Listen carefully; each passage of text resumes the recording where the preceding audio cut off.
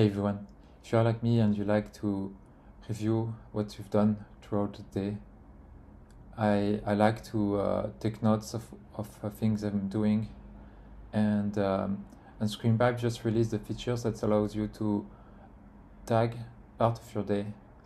Let me show you how it works. So you see here I was trying to troubleshoot my French mobile number, and and like you see, this is my timeline, and I'm going to tag this part. Yeah, that's it. So you can tag your data, and AI will know about it. Another thing you can do is to create a custom. What you can do is to create a custom pipe.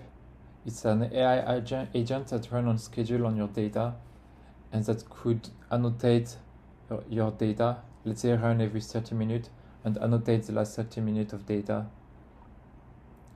Thanks. Download Screenpipe today.